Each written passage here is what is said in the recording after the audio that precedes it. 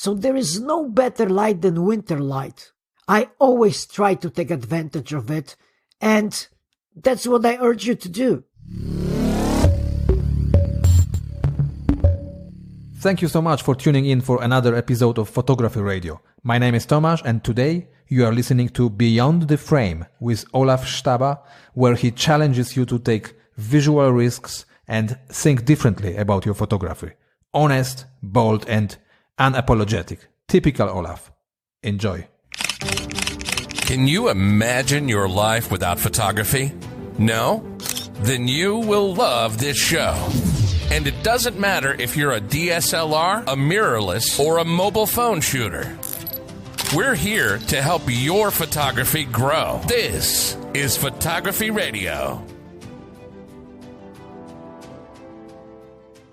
Someone once said, to appreciate the beauty of a snowflake, it is necessary to stand out in the cold. You know, it's always great time to take photos, but there is one special time of the year when photography is absolute magic. Yes, I'm talking about winter. You may think, come on, Olaf, why do you like shooting in winter so much? There are many reasons, and today I would like to share a few with you.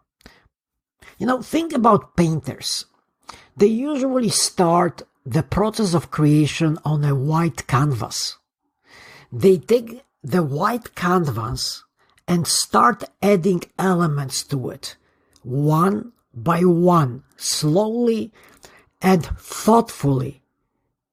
They consider so many elements like direction of light, placing of lines, color, and the visual narrative, of course. You know, we photographers don't have this kind of comfort.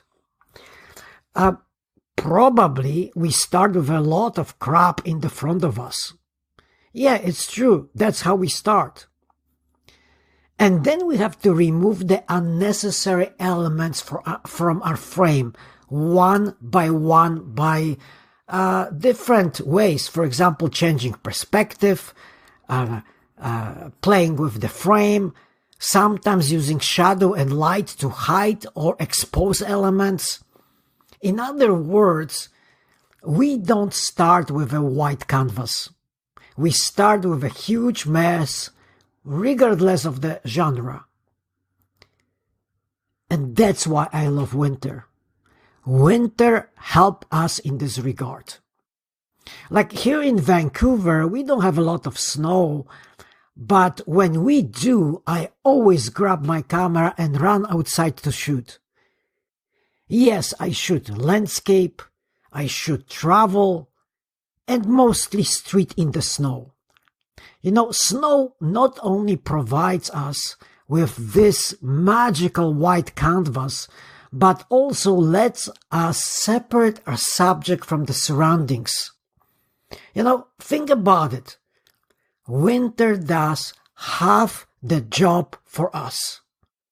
You know, once snow covers so many distractions, all we have to do is place our subject within the frame.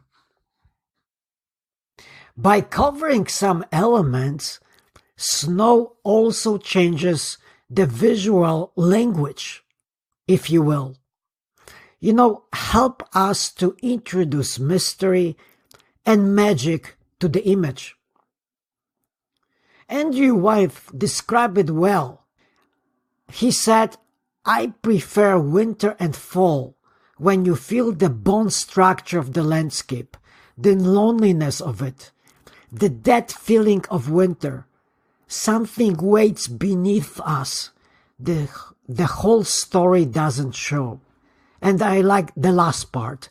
The whole story doesn't show. And this light. Come on. What can I say? Recently, Kasia, my wife, and I traveled to the Canadian Rockies, and we could shoot all day long as low-positioned, low-angled light gave us this magical lighting all day long. So there is no better light than winter light. I always try to take advantage of it, and that's what I urge you to do.